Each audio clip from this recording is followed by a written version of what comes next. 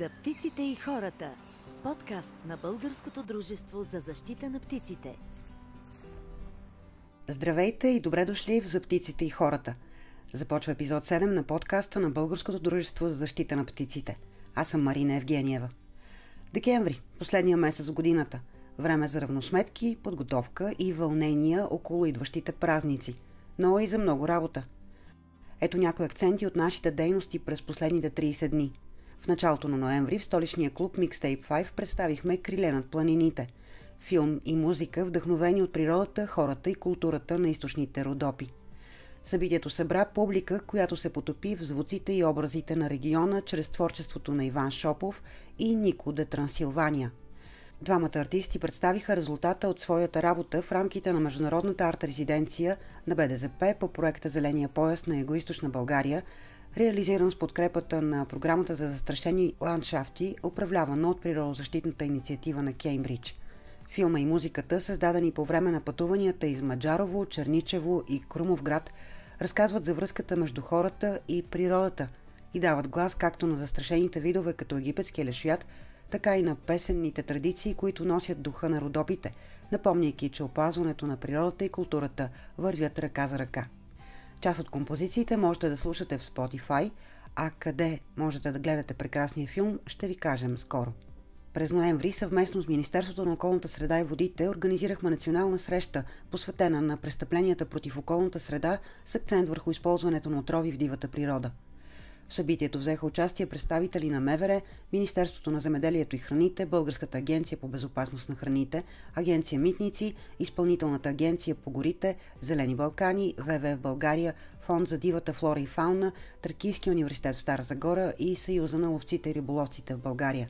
Дискусиите се фокусираха върху незаконния внос и търговия с забранени препарати за растителна защита, които често се използват за поставяне на отровни примамки, подобряването на координацията между институциите и борбата с интернет търговията с незаконни химикали. Участниците се обединиха около необходимостта от по-строги мерки, както по отношение на превенцията и контрола, така и по отношение на съдебното преследване и наказанията за подобни престъпления, които заплашват редки и застрашени видове и представляват риск за човешкото здраве. Нужно е и засилване на контрола и ефективността при разследването на случаите на използване на отровни примамки в дивата природа и завишаване на наказанията за подобни провинения. Заедно с екипа на Зелени Балкани представихме инцидентите с отравяне на защитени видове през тази година, включително убитите египетски и белоглави лешояди, както и ловни соколи. Николай Тързиев, водача на екипа на БДЗП за борба с отровите в дивата природа, разказа за работата на специализираните кучета и подчерта необходимостта от разширяване на мрежата от екипи. На 20 ноември стартира националната кампания Коледните чудеса на България, на която БДЗП е съорганизатор. До 20 декември на интернет страницата чудесата.bg всеки ден можете да откриете по няколко каузи и инициативи на неправителствени организации, в които можете да се включите. Календара събира над 90 събития, които показват силата на общността и доброволчеството в ежедневната грижа за хората и природата. Ето една идея от нас – Зрънце любов. Зимното подхранване на птиците може да помогне на всички обикновени видове птици, които прекарват студените месеци около нас. Можете да се включите независимо къде живеете. Само трябва да поставите хранилка, до която не могат да имат достъп котки или други хищници, и да я зареждате редовно през зимата. Най-достъпната и най-подходяща храна, която можем да предложим, са сурови фастъци и слънчогледови семки, както и смески от различни семена. С началото на декември стартираме и новата кампания на Българското дружество за защита на птиците. Тя е посветена на пеликаните. През 2016 година, след като десетилетия кадроглави пеликани гнездяха само в резервата Сребърна, в блатата на остров Персин беше сформирано второ гнездовище на вида у нас. Птиците успешно заеха наколните дървени платформи, изградени за тях от БДЗП и дирекцията на Природен парк Персина. През 2021 постигнахме още един грандиозен успех. Сформира се трета гнездова колония на кадроглавия пеликан в защитена местност Калимок Брашлен край Тутракан.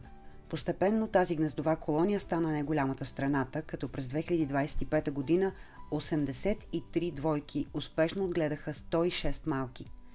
Наши партньори в района са дирекцията на Природен парк Русенски лом и Сдружението за развитие на туризма в региона на Тутракан.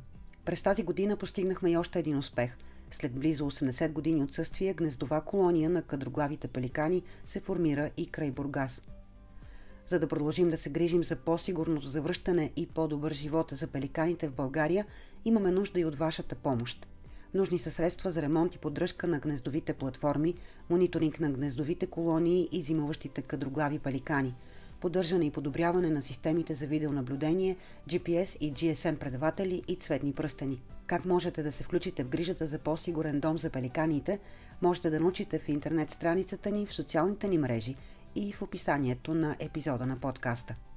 Едва ли ще е изненада, че точно пеликаните са главни герои този път. За тях ще говорим с Свилен Чешмеджиев, който е също от хората, отрасли с БДЗП. Свързан е с дружеството още от ученик и от години координира работата ни за опазване на кадроглавия пеликан. За строежа на платформи за гнездене при минусови температури, за хитрините, с които се привличат птиците, за упоритостта и радостта, когато пеликаните заемат дома, който си им приготвил. Свилен Чешмеджиев, гост в епизод 7 на За птиците и хората. Приятно слушане! По традиция започваме съвсем от началото и твоята първа среща с БДЗП. Моята първа среща в БДЗП се случи преди вече доста години. Бях на 13 години и в училището в град Свищов, в което учих, имаше такава презентация на колегите, които тогава работиха в офиса в град Свищов. Отидох и наистина бях много впечатлен от това, което чух и научих, и веднага след тази презентация беше организирана екскурзия до езерото Сребърна, което е една емблематична влажна зона за България и за света.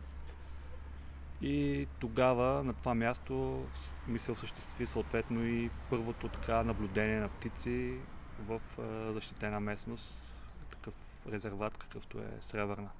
Тогава видях за първи път и кадроглавите пеликани и много добре си спомням как, понеже до самото езеро има музей, който се посещава от туристи, и там местният гид ни разказа за кадроглавите пеликани, че са така един застрашен вид, намаляват. В България единственото място, където гнездят е езерото Сребърна. И аз така после се замислих от любопитство, докато я слушах, понеже тя беше жена, докато я слушах, си казаха, нещо не може да направим за бъдеще за този вид, и така няколко години по-късно нещата се случиха. Тоест било е любов от пръв поглед с пеликаните? Абсолютно. Първото ми наблюдение беше на кадроглави пеликани, две възрастни птици, и до тях имаше семейство неми лебеди с млади. И аз погледнах през зрителната тръба в музея, и това ми е първата картинка, която ми се е запечатала и я помня идеално и до сега. Но въпреки че така го разказваш, все едно видях пеликаните и после почнах да работя за опазването им, са минали годинки? Минаха години, да. Със сигурност минаха години. Аз след това посещение в Сребърна започнах да уча птиците, да чета всякаква литература, каквато може да се намери тогава. И така постепенно понаучих доста неща за тях. Започнах да участвам в различни теренни проучвания, същевременно да правя и аз различни презентации в училища.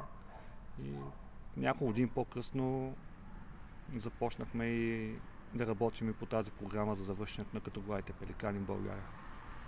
Когато започвахте, мислили ли си, че ще се стигне до момента, в който колониите ще се увеличат, ще има така всяка година рекорди в гнездовия успех? Ами да, мислех си. Всъщност ние сме екип, то такава работа никога не се върши от един човек. Ние сме екип не само от нашето дружество, но и от природни паркове, от регионални инспекции по околна среда и водите, от други организации. Но да, вярвахме, че това нещо се случи. Даже имам и записи от различните акции по строеж на платформи, косене на тръстика, и тогава съм казвал, че тук със сигурност ще има колония, много преди това нещо да се случи. Как се привличат пеликаните, за да дойдат на едно място? За да привлечеш даден вид, първо трябва много добре да го познаваш, да знаеш неговите изисквания най-вече към местообитание, да прецениш дали това местообитание е достатъчно комфортно за него и отговаря на различни условия за вида. Кадроглавия пеликан обича да гнезди на тръстикови острови. Това са му така най-любимите места, където той се размножава. В България, за съжаление, по тези влажни зони, в които видът се среща, няма много такива тръстикови острови. Единствено в езерото Сребърна така все още има такъв тип места. И за да направим места, които максимално наподобяват тръстикови острови, решихме именно да изграждаме тези наколни дървени платформи, които представляват едни високи и големи дървени конструкции, обикновено разположени в единия край на блатото или съответно на езерото, които отгоре са покрити с тръстика и така те наподобяват максимално до тези тръстикови острови, които са любимите на пеликаните. Това беше много ключово да успеем да създадем максимално подобно на естествените най-любими местообитания на вида, за да може да се завърне и съответно да изберем подходящите места, т.е. там, където няма безпокойство и съответно има богат хранителен ресурс. Къде се получи най-лесно това? Най-бързо и най-лесно стана в защитена местност Калимор Бръшлен, край град Тутракан. Там зимата на 2020 година изградихме платформата и на следващата пролет вече имахме формирана колония. Като там интересното е, че използвахме един иновативен метод. Поставихме макети на категория пеликани в реални размери, в брачно оперене с така характерните белези за този вид през пролета. Доста изненадани бяхме, че още, както се казва, няколко месеца по-късно пеликаните бяха свили гнезда точно около самите макети. На нас много ни хареса. Ние го споделяме това и на различни работни групи, семинари, представяния в чужбина, конференции и в момента тази методика с тези макети се използва в съседни на България държави на Балканския полуостров. Надявам се колегите също да имат нашия успех и да постигнат такъв грандиозен природозащитен успех. А пробвате ли на другите места с макети? В България пробвахме в комплекс Мандрапода, край град Бургас. Там поставихме макети също. Миналата година около 20-25 двойки сформираха своите гнезда там. Но, за съжаление, месец и половина по-късно птиците изоставиха гнездата. Най-вече предполагаме, че това е поради човешко безпокойство. Надяваме се тази година да имат по-голям шанс и отново да се върнат и да загнездят успешно. Иначе колеги от Гърция, колеги от Украйна, колеги от Румъния използват този метод с макетите на пеликани. И най-интересното е, че това момче, което всъщност изработи нашите макети, той живее и работи в Пловдив и отначало така му се стори странна поръчката за макети пеликани, но е пре много при сърце, изработи много професионално и в момента той е основният дистрибутор на макети на Балканския полуостров. Направили сте му бизнес. Абсолютно. Ниш. Какво може да прогони, както е случая в Бургас, пеликаните от едно място? Защото те изглеждат доста така внушително. Едри птици са. Да, точно така. Те са едни от най-едрите птици в света. Доста впечатляващи са, но като всеки един вид, те са много чувствителни на човешко безпокойство. Особено в началото на брачния сезон, когато те започват да строят гнезда или пък вече са снесли своите яйца. Най-малко човешко безпокойство може да ги прогони и съответно да компрометира гнездовата колония. Това е един така от застрашените фактори за вида. Другия фактор е липсата на подходящи гнездови местообитания. Влажните зони в контекста на климатичните промени, на които ние ставаме свидетели, са едни от най-застрашените местообитания в света. Ежегодно пресъхват десетки, стотици блата, езера, язовири, рибарници. Това е голям проблем за един такъв едър водолюбив вид. Затова за бъдеще със сигурност трябва да се обърне много голямо внимание на опазването именно на влажните зони, включително и тяхното възстановяване, за да може да се създадат нови места и местообитания за категория пеликан, а и не само за него, и за другите видове водолюбиви птици. Колония има и на едно доста особено място в България, остров Персин. Там как се стигна до привличането на обитатели? Любимото ми място, както се казва, домът ми, природен парк Персина. Аз понеже съм роден и живея в град Свищов, който се намира в непосредствена близост до природния парк, и на този остров Персин тези блата, които съм посещавал хиляди пъти, познавам ги перфектно и там се случиха много неща, за да се стигне и до възстановяването на категория Пеликан, като най-ценното беше възстановяването на блатата. Този остров, известен като Персин и още като Белене, той е най-големия български дунавски остров и в миналото на него е имало блата. Тези блата с течение на времето пресъхват и там съответно птиците, които са срещали, изчезват. Но през 2005, 2006, 2007 година, благодарение на един голям проект, тези блата биват възстановени. Ние веднага стартирахме мониторингова програма и видяхме, че категориите пеликани все по-често биват наблюдавани от нас и от нашите екипи от експерти и доброволци. И тогава, заедно с колегите от дирекцията на Природен парк Персина, колегите от ВВФ в България, се взе решение да се изгради наклонна дървена платформа, която цел беше да спомогне за завръщането на категориите пеликани там. Тази платформа беше изградена през 2009-2010 година. Пеликаните още на следващата пролет кацнаха, което така доста ни окуражи, ни даде надежди, че сме на прав път, но колонията се формира чак през 2016 година. Самото поддържане на тези платформи е един доста динамичен и дълъг процес. Те, понеже през голямата част от годината са в вода, имат нужда всяка есен преди началото на сезона от ремонти, от поддръжка. Освен това, тръстиката, с която покриваме платформите, изсъхва, тя изчезва през лятото и всяка зима ние трябва да косим и да покриваме платформата с тръстика, за да бъде в оптимални условия за пеликана.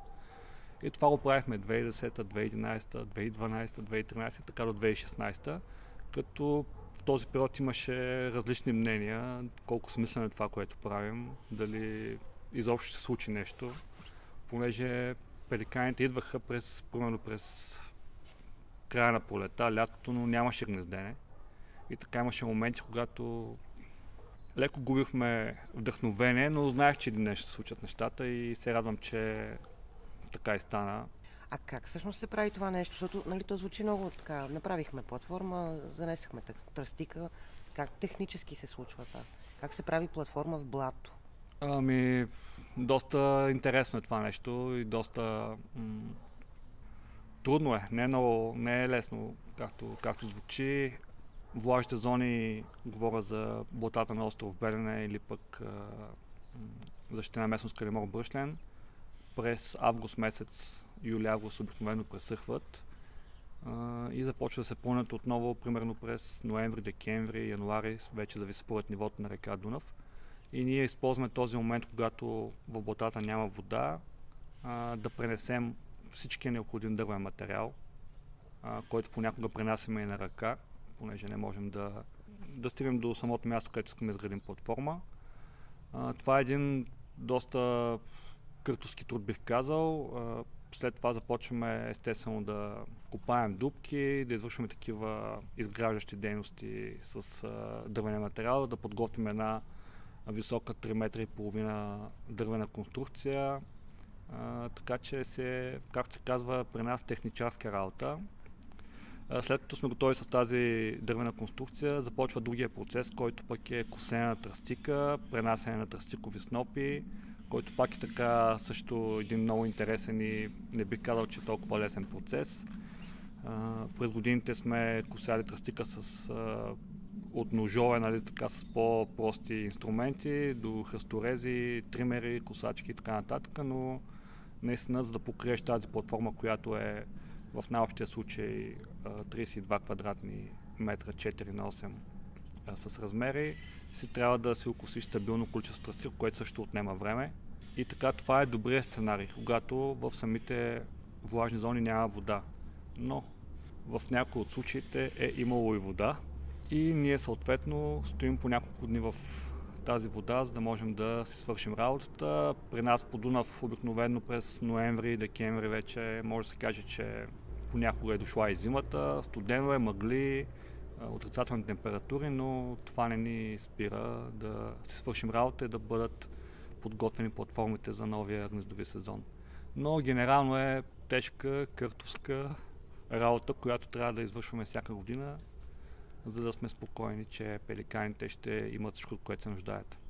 И се радвам, че последните години все повече доброволци се включват, което много ни помага. Преди седмица бяхме в защитена местност Калимор Бръшлен и благодарение на доброволци, с които работя, успяхме доста бързо да приключим работата. Какви хора идват да помагат за такова нещо, защото наистина това е изключително тежко занимание. След като бяха успешно формирани тези колонии, всякакви хора идвали са представители на различни компании, например, които така са помагали за косенето и пренасенето на тръстика. Основно идват наши доброволци, такива хора, с които ние работим, съответно по различните места и райони.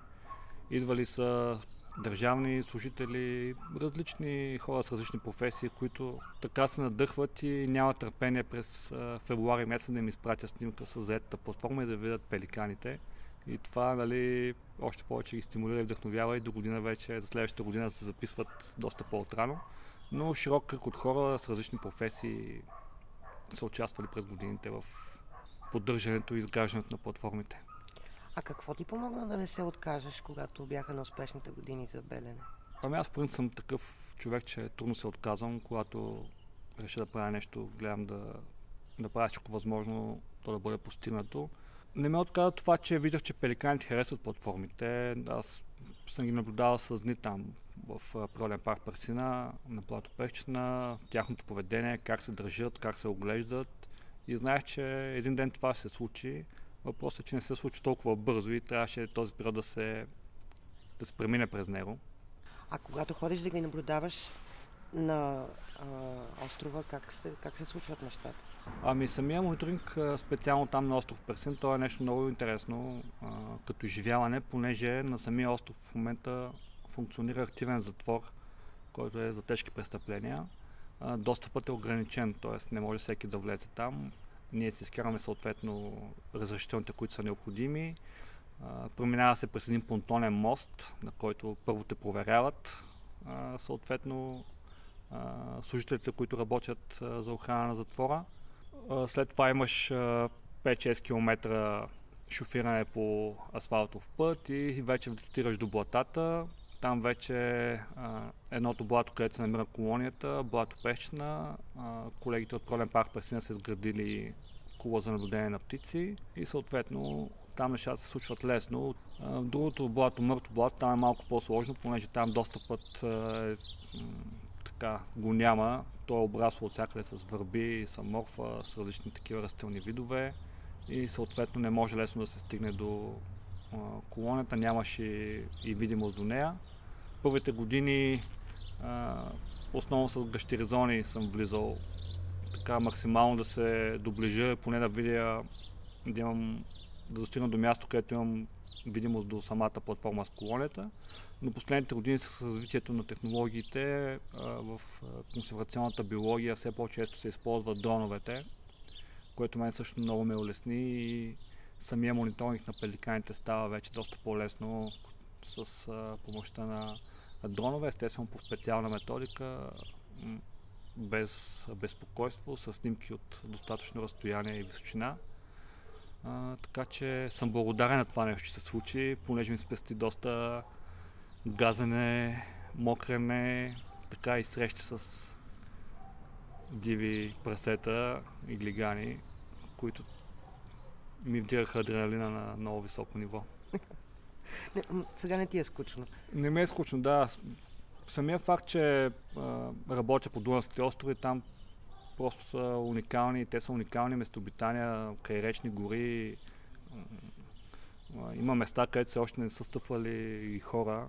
И всеки път мониторингът на водолюбивите птици, не само на пеликана, например и морски орел, и чапови колонии, корморани е много интересен, много динамичен, много различен и на мен това много ми харесва. Има ли варианти за увеличаване на местата, на които има колонии на пеликани? Мисли ли се в тази насока? Възможно ли е? Да, това го обсъждаме постоянно. Още повече с тези успехи, които постигнахме. Видяхме, че това е възможно да се случи. Все пак създадохме за един период от 10 години 3 нови гнездови колонии на вида, което мисля, че никъде в света не се е случвало. Постоянно обмисляме нови и подходящи места, където да направим такива опити, но това, както казах в началото, е дълъг и процес, който не трябва да се избърза с него. Трябва да се направят допълнителни проучвания, които ние в момента извършваме и след това да преценим дали всичките условия отговарят на това ние да пристъпим към такъв тип консервационна дейност и да се опитаме да завърнем къдоглавия пеликан. Но да, мислим в тази посока и се надяваме скоро да имаме и нова гнездова колония на вида в България. Колко години са били пеликаните само в Сребърна? Къдоглавия пеликан е гнездял в природен парк Персина в миналото 60 години. 60 години той беше изчезнал и след около 60 години ние успяхме да го завърнем там. Така че повече от половин век не е имало друга колония, освен в Сребърна, в България. Там в момента какво се случва в Сребърна? Сребърна тя си е емблематично място не само за този вид. За съжаление, последните години числеността му не е много висока.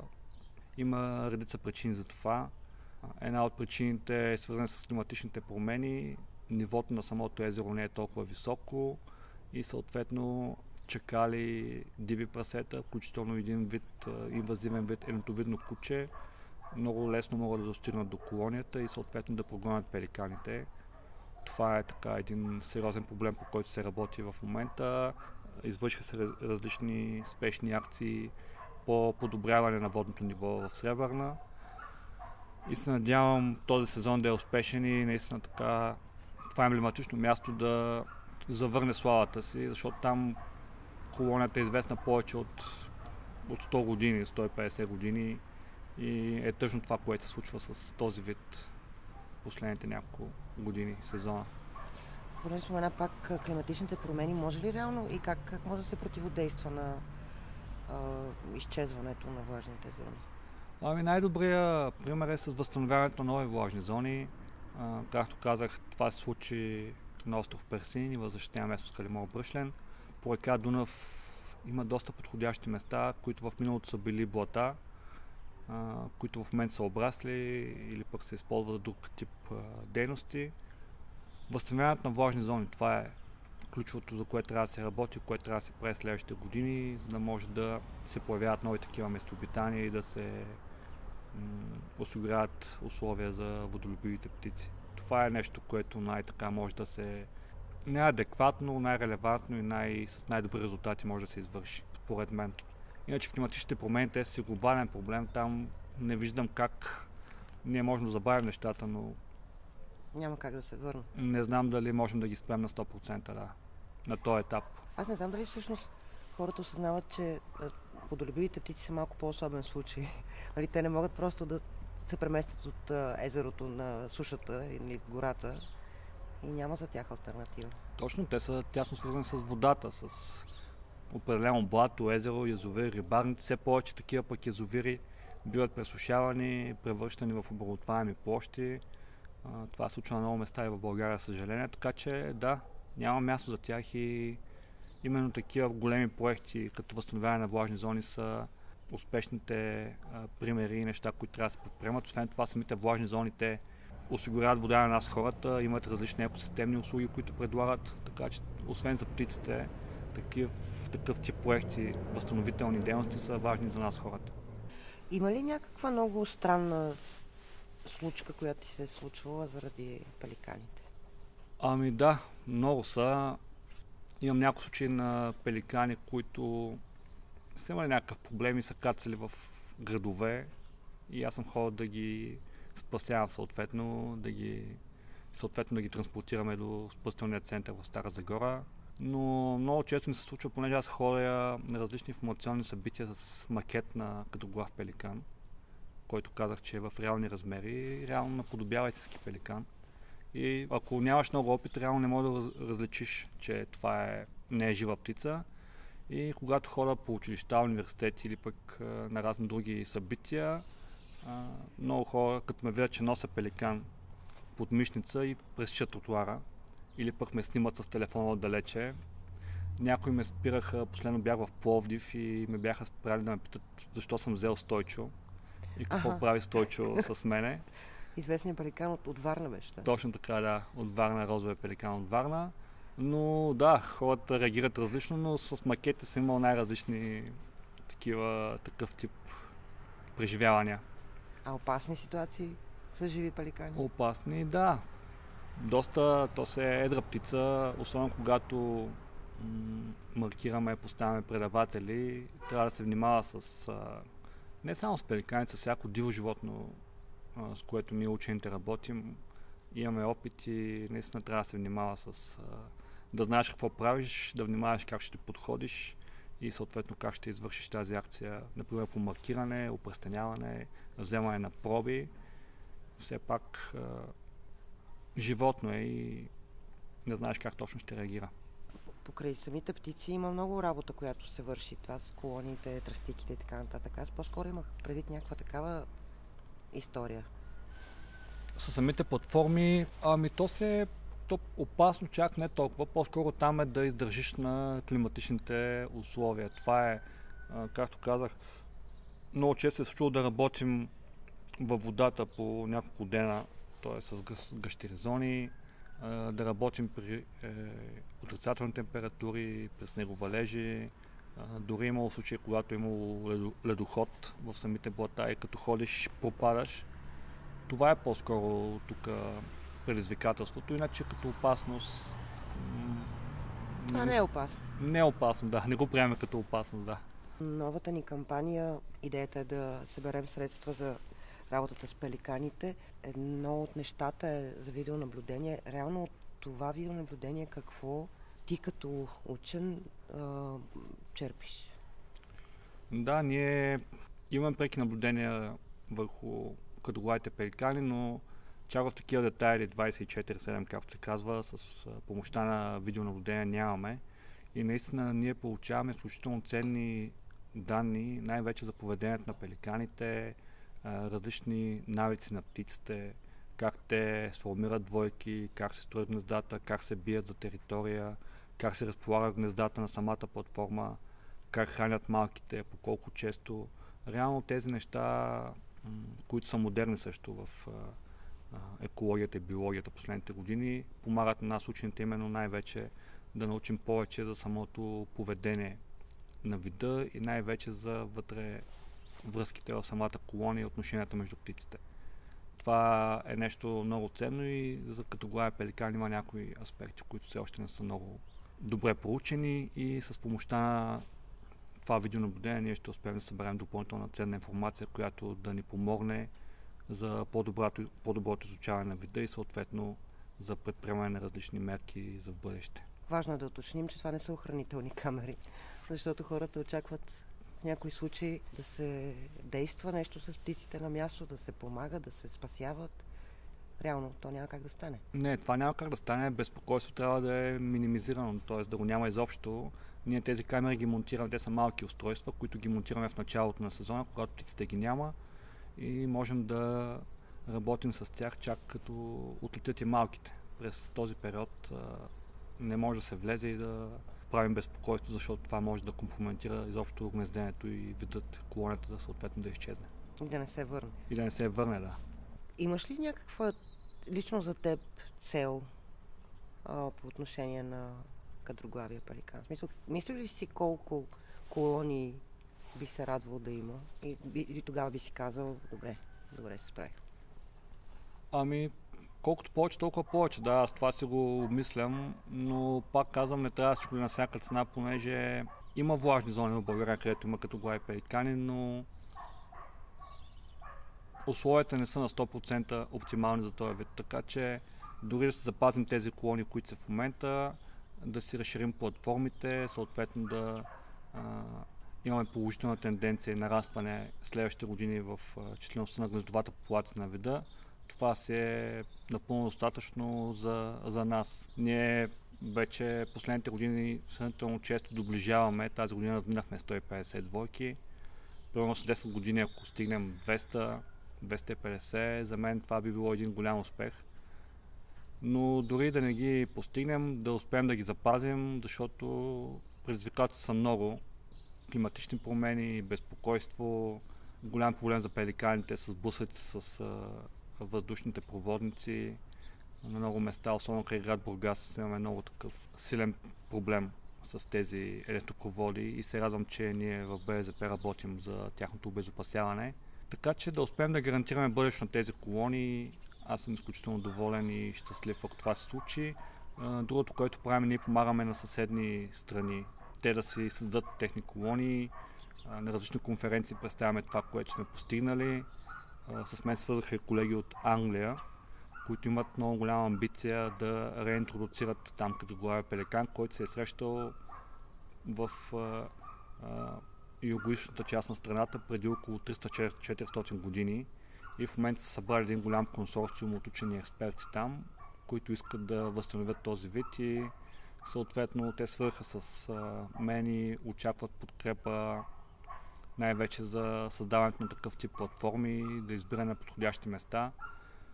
Така че това ме радва и създаването на колонии в съседни държави. Генерално самата популация на вида на световно ниво да тръгне нагоре, да е с положителна тенденция, това ще е голям успех. Свилен Чешмеджиев, координатор проекти в БДЗП, гост в епизод 7 на За птиците и хората. Благодаря, че бяхте с нас. Очаквайте ни отново в първия вторник на новата година. А до тогава можете да следите новините в интернет страницата на БДЗП birds.bg и социалните ни мрежи. Оттам можете да се информирате и как можете да подкрепите усилията ни за опазване на природата.